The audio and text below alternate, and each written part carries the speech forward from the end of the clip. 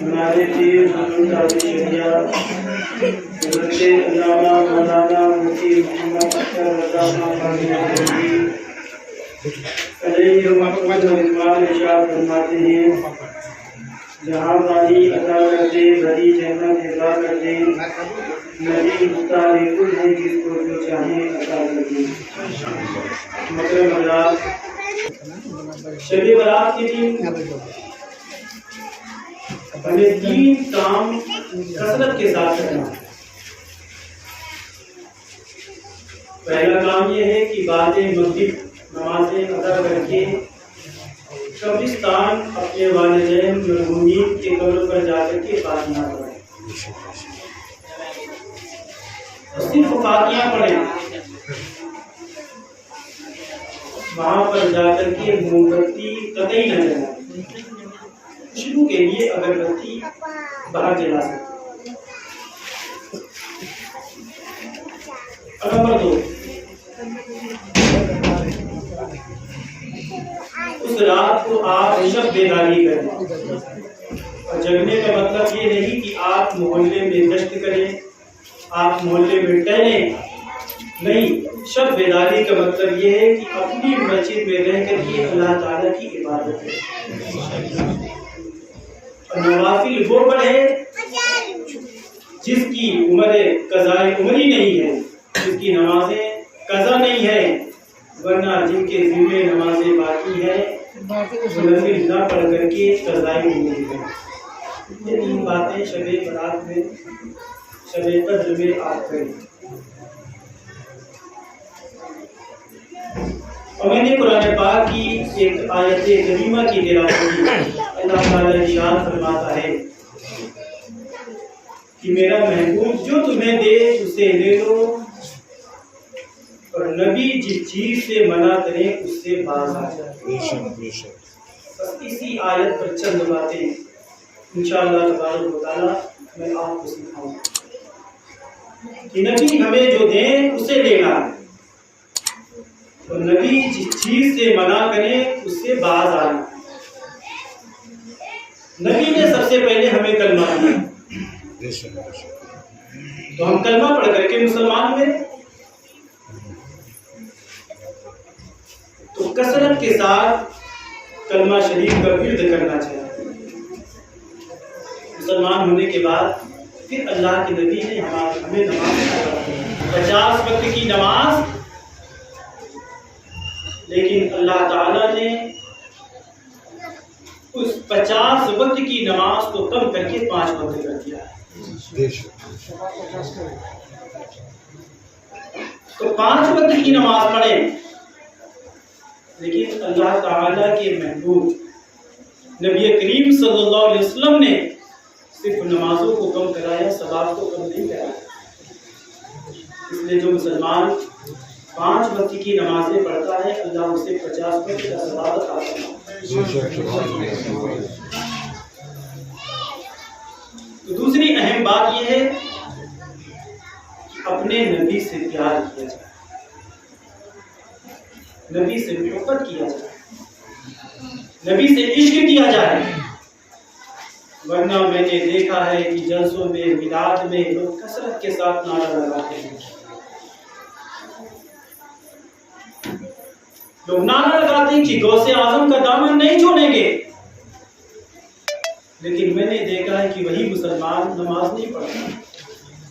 افسوس ہوتا ہے کہ اس نعرے میں دم ہے کہ نہیں ہے، یہ نعرہ لگانے والا سچا ہے کہ نہیں ہے، اس لیے کہ غوث اعظم کا دامن وہی نہیں چھوڑے گا جو نماز کی پابندی کیا ہے۔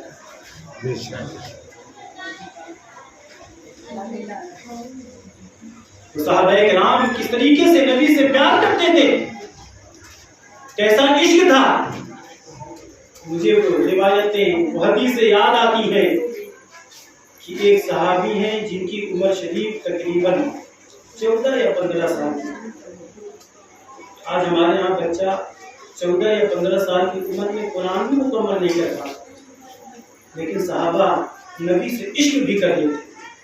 14-15 سال کی عمر، اللہ کے نبی سے بڑا پیار کرتے، نبی سے بڑا عشق کرتے تھے۔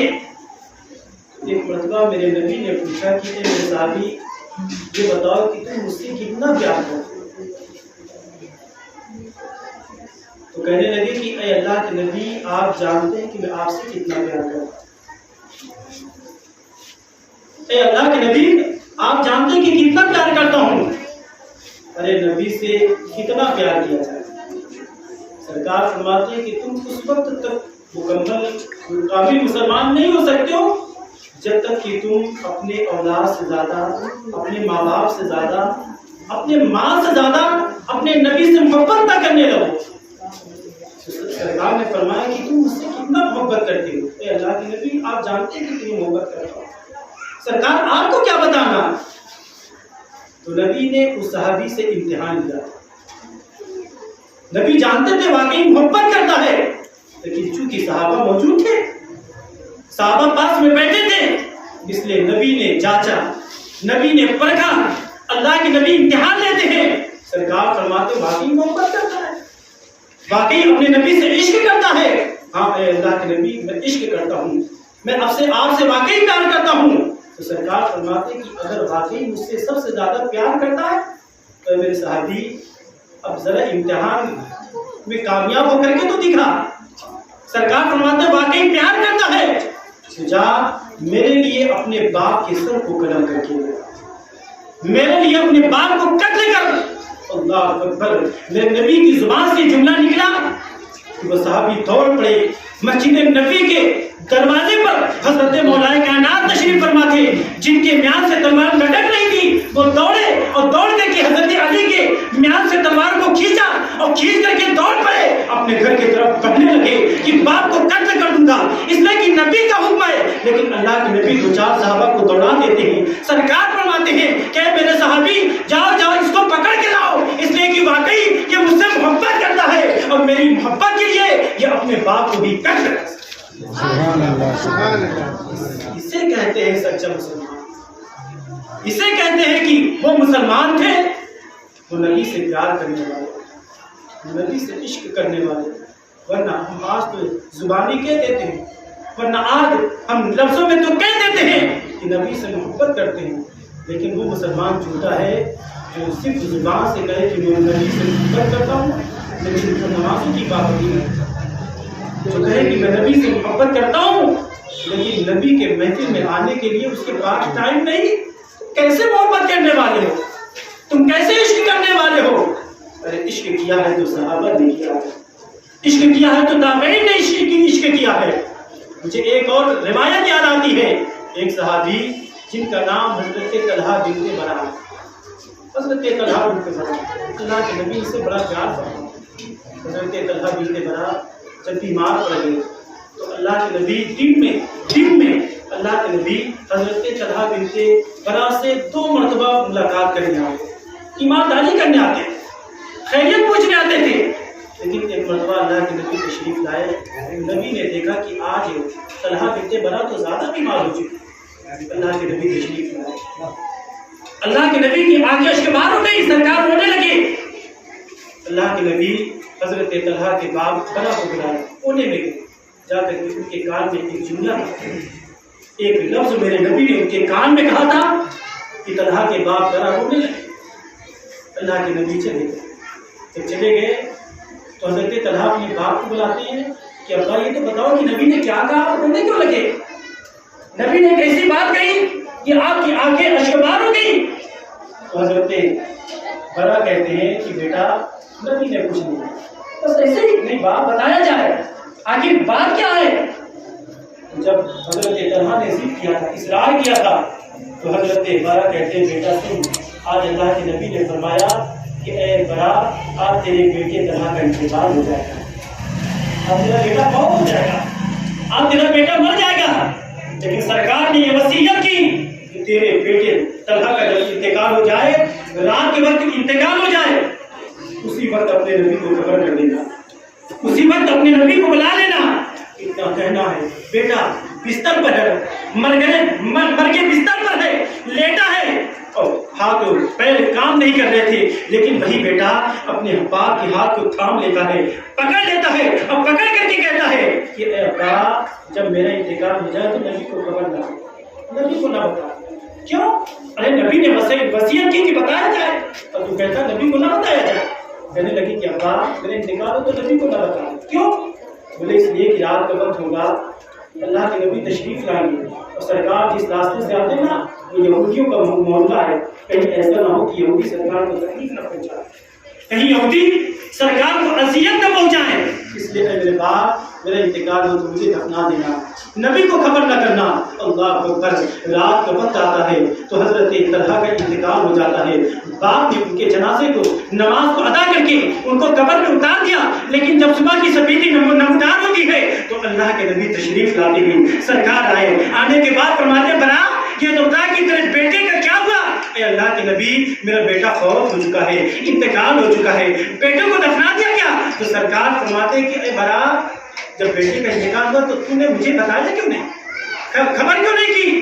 تو کہنے لگے کہ اے اللہ کے نبی میرے بیٹے نے کہا تھا کہ باپ نبی کو نہ بتایا جائے، میرا انتقال ہو تو نبی کو خبر نہ دیا جائے، اس لیے کہ کہیں کوئی نبی کو تکلیف نہ دے دے.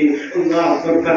اور ذرا غور کرو کہ اللہ کے نبی حضرت طلحہ سے کتنی محبت فرماتے تھے، کتنا عشق کرتے تھے کہ میرے نبی فرماتے اے بلا یہ تو بتا کہ آخر تو نے اپنے بیٹے کو کہاں پر دفن کیا ہے، تیرے بیٹے کی قبر کہاں ہے؟ اللہ اکبر.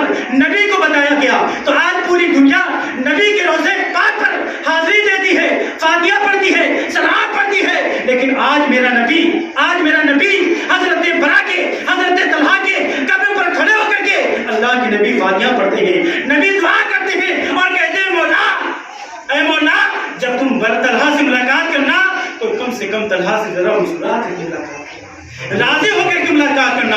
اللہ اکبر. تو میں کہنا چاہتا ہوں کہ وہ صحابہ تھے کہ نبی سے پیار کرتے تھے اور صحابہ نبی سے بھی پیار کرتے تھے اور نبی اپنے صحابہ سے بھی پیار کرتے تھے. اس لیے سچی پیار کیا کرو. نبی سے پیار وہی کرتا ہے جو اپنے ماں باپ سے زیادہ، اپنے اولاد سے زیادہ، اپنے عزیز و اقارب سے زیادہ، سب سے زیادہ اپنے نبی سے پیار. بے شک بے شک. نبی کا سے پیار کرنے کا مطلب یہ ہے کہ نبی کے نقش قدم پر چلا جائے، نبی کے طریقے پر چلا جائے. لیکن ہم نبی سے پیار تو کرتے ہیں لیکن گناہوں سے نہیں بچ پاتے. ہم نبی سے پیار تو کرتے ہیں، نمازیں ہماری قضا ہو جاتی ہیں. ہم نبی سے پیار تو کرتے ہیں لیکن ہم لہو لہب میں ہماری زندگیاں گزر جا رہی ہیں. یہ کیسا پیار ہے؟ نبی سے پیار کرو تو سچا پیار، نبی سے پیار کرو تو اس طریقے سے پیار کرو جس طریقے سے ہمارے اسلام کو پیار کرو. صحابہ نبی سے پیار کرتے ہیں، نبی سے عشق کرتے تھے. تاریخ اٹھا کر کے دیکھیں دوسرے خلیفہ حضرت عمر فاروق اعظم رضی اللہ تعالیٰ عنہ اپنے بیٹے کو بیٹھا کر کے آپ کسی معاملے پر گفتگو کرتے، اپنے بیٹے کو کچھ سمجھا رہے تھے، مسئلے پر بحث کر رہے تھے. حضرت عمر فاروق اعظم نے فرمایا کہ بیٹا دیکھو کل بھی نبی کا زمانہ تھا، آج بھی نبی کا زمانہ ہے. اس بات کو سمجھانے کے لیے حضرت عمر فاروق اعظم رضی اللہ تعالیٰ عنہ نے نبی کی ایک حدیث سنائی. تو بیٹا نبی کی حدیث کو سن کر کے کہنے لگا بات آپ کی صحیح ہے، حدیث تو صحیح ہے، لیکن اور جیسے ہی لیکن قدم سے نکلا حضرت عمر فاروق اعظم کا تیور آپ کا چہرہ بالکل سرخ ہو گیا، آپ غصے میں آ گئے. آپ فرماتے بیٹا میں نبی کی حدیث کو سنا رہا ہوں، اب تو نبی کی حدیث کو سن کر کے اگر مگر کرتا ہے، تو نبی کی حدیث کو سن کر کے لیکن کرتا ہے. حضرت عمر فاروق اعظم کا تیور بدل گیا. آپ فرماتے بیٹا ایسا کر کے میرے گھر سے نکل جا، میرے گھر سے نکل، اس لیے کہ جو شخص نبی کی حدیث کو سن کر کے اگر مگر کرے، نبی کی حدیث کو سن کر کے لیکن کرے. حضرت عمر فاروق اعظم فرماتے کہ وہ عمر فاروق اعظم کے گھر کے چھت کے نیچے نہیں رہ سکتا، اس لیے نکل جا. اور بیٹا اپنے باپ کے تیور کو دیکھتا ہے، اپنے باپ کے جلال کو دیکھتا ہے، فوراً اپنے باپ سے معذرت طلب کرتا ہے، باپ سے معافی مانگتا ہے کہ باپ میرے کہنے کا مقصد یہ نہیں تھا، یہ تو میرے زبان سے یہ لفظ نکل گیا. لیکن حضرت عمر فاروق اعظم جلال میں بیٹا نکل جا، بیٹا میرے گھر سے نکل. حضرت فاروق اعظم کا بیٹا جب گھر سے نکل جاتا ہے تو سیدھا حضرت ابو بکر صدیق کے گھر میں گئے، کہنے لگے چچا آج والد کا تیور بدل چکا ہے، آج والد جلال میں ہے. چلے چل کر کے میرے والد سے سفارش کر دیں، میرے والد سے کہہ دیں۔ حضرت ابو بکر صدیق عمر فاروق اعظم کے پاس آئے، کہنے لگے بس کرو، اتنا جلال نہ دکھایا کرو۔ عمر فاروق اعظم بچہ ہے، اپنی غلطی کو مانتا ہے، اس کے زبان سے یوں ہی لفظ نکل گیا، ایسا کرو کہ بیٹے کو معاف کر دو۔ اللہ اکبر، حضرت عمر فاروق اعظم نے کیا جملہ ادا کیا تھا، کیسی بات کہی تھی، کیا پیاری بات کہی گئی۔ کہنے لگے کہ اے ابو بکر صدیق، تم اپنے دل پر ہاتھ رکھ کر کے بتاؤ، اے ابو بکر تم اپنے ہاتھ کو دل پر رکھ کر کے بتاؤ کہ اگر میرے جگہ پر تمہارا بیٹا ہوتا، میرے بیٹے کی جگہ پر تمہارا بیٹا ہوتا، اگر تمہارا بیٹا نبی کی حدیث کو سن کر کے اگر مگر کرتا، تو اے ابو بکر صدیق بتاؤ تم کیا کرتے، تمہارا رویہ کیا ہوتا۔ حضرت ابو بکر صدیق نے اتنا سن کر کے آپ رو پڑے اور رو کر کے کہتے ہیں کہ اے ابو بکر، اے عمر فاروق اعظم، سنو، تم میرا امتحان نہ لو، اس لیے کہ تم نے صرف اپنے بیٹے کو گھر سے نکالا تھا، اگر میرا بیٹا ہوتا، نبی کی حدیث کو سن کر کے میرا بیٹا اگر مگر کرتا، تو میں اپنے بیٹے کو گھر سے نہ نکالتا، بلکہ میں اپنی تلوار سے اس کے سر کو قلم کرتا، میں اپنی تلوار سے اس کے سر کو قلم کر دیتا۔ اللہ اکبر، وہ صحابہ نبی سے کتنا پیار فرماتے، نبی سے پیار کیا کرو، نبی سے عشق کیا کرو۔